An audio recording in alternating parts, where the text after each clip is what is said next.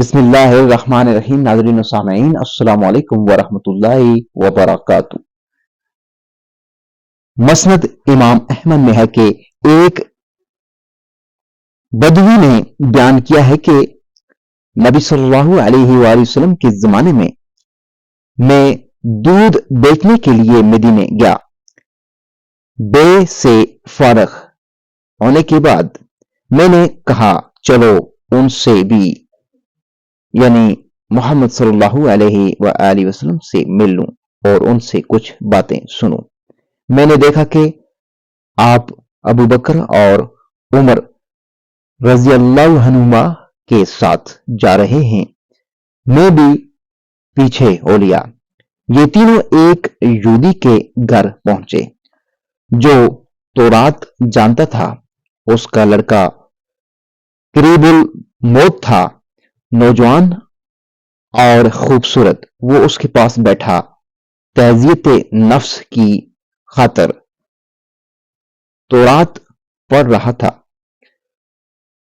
حضرت صلی اللہ علیہ وآلہ وسلم اس یہودی سے باتیں کرنے لگے اور کہا کہ تمہیں تورات نازل کرنے والے کی قسم سچ بتاؤ، اس میں میرا ذکر اور میری بعثت کی خبر بھی ہے کہ نہیں؟ اس نے سر ہلا کر کہا نہیں۔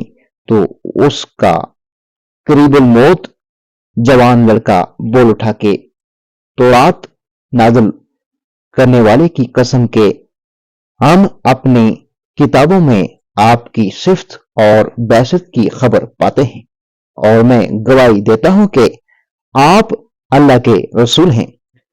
جب وہ مر گیا تو آپ نے کہا کہ یہ مسلمان ہے، یہودیوں کو یہاں سے ہٹا دو۔ پھر آپ نے کفن اور نماز کا انتظام کیا۔ یہ حدیث جید اور قوی ہے۔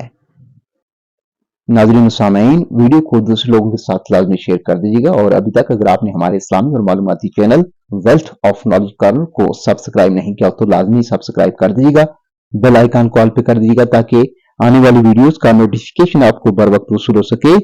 اگلی ویڈیو تک مجھے دیجیے اجازت۔ اللہ حافظ۔